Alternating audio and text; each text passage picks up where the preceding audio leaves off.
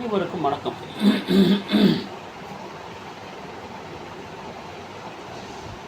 எல்லா இனங்களும் நன்றாய் வாழ்ந்து விட்டு போகட்டுமே.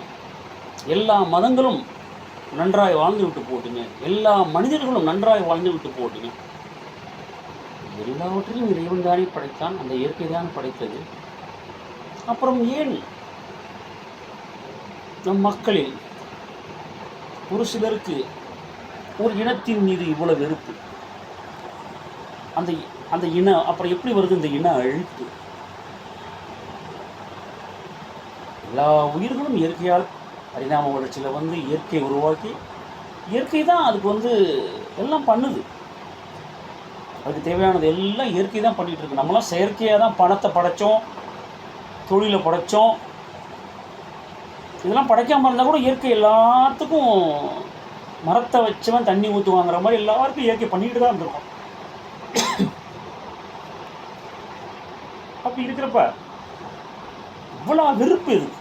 இப்போ பாருங்கள், எத்தனை நாடுகளில் பாருங்கள், ரீசன்ட் டேஸில் வங்காளதேசத்தில் எவ்வளோ, பங்களாதேஷ், அங்கே இஸ்ரேல், பாலஸ்தீனம். எதுக்கு? ஒரு இனம்தான் வாழணும், மற்ற இனங்கள் வாழக்கூடாதுன்னு நினைக்கிறது. நம்ம அறிவுக்கு இவ்வளோ பெரிய விஞ்ஞான முன்னேற்றம் அப்படி நம்ம யோசிக்காமல் இருந்தால் அது எவ்வளோ பெரிய மாபெரும் தவறு. சரியா?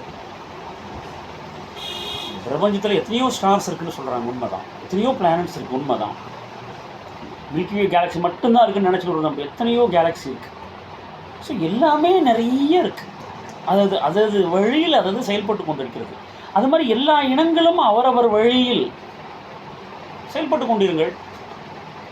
ஒரு இனத்தை பற்றி குறை பேச வேணாம், ஒரு மதத்தை பற்றி குறை பேச வேணாம், ஒரு வித மனிதர்களை பார்த்து அவங்க நல்லா இல்லை, அவங்க அப்படி இப்படின்னு பேச வேணாம். ஏன் பேசணும்? நம் வேலை பிறரை பழிக்கவோ, பிறரை அசிங்கப்படுத்தவோ, அவமானப்படுத்தவோ நம்ம வரலை. நம்மளையும் மற்றவங்க யாரும் அப்படி செய்யக்கூடாது. இயற்கையின் படைப்பிலே அனைத்து உயிரினங்களும் உயர்ந்தவையே, அனைத்து விதமான மனிதர்களும் உயர்ந்தவர்களே, அனைத்து விதமான மதங்களும், அனைத்து விதமான கொள்கைகளும், கோட்பாடுகள் எல்லாம் உயர்ந்தவே. என்னது தான் உயர்ந்தது, மற்றது ரொம்ப கேவலமானது சொல்கிறது இந்த உரிமை யாருக்கும் கிடையாது, சொல்ல முடியாது. கரை கண்டவர் யார்? நிறை கண்ட அறிவு கொண்டவர் எவரும் குறை காண மாட்டார். குறை எதற்கு? குறைய கூறி கூறி கூறி இன்னும் குறுகிக்கிட்டே போகணுமா? இன்னும் குனிஞ்சிக்கிட்டே போகணுமா? அந்த சமுதாயம் நிறைய காணுங்கள், நிறைய, எல்லாத்துலேயும் நிறைய மட்டும் காணுங்க. அதை நம்ம எல்லாரையும் உயர்த்துவோம், மேல்நிலைக்கு கொண்டு போவோம். எல்லாத்துலேயும் குறை குறை குறை குறைன்னு போனால் நம்மளே எல்லா குறையும் கொண்டவர்களாக நம்ம ஆகிவிடுவோம். அதனால் சகிப்புத்தன்மை, அன்பு வழி, எதையும் நம்ம படைக்கலை. அதான் கீதையிலே சொல்லியிருக்கு, பகவத்கீதையிலே. எதுவுமே நம்மளது கிடையாது. எல்லா மத கோட்பாடுகளும் அப்படி தான் இருக்குது. அதனால் இவ்வளோ மத துவேஷமும், மதத்தின் பெயரால் மனிதம்தான் முதல்ல நான் ஏற்கனவே சொல்லியிருக்கேன். அந்த மனிதம்தான் வாழ வைக்கதான் மதங்கள், பல்வேறு இனங்கள்.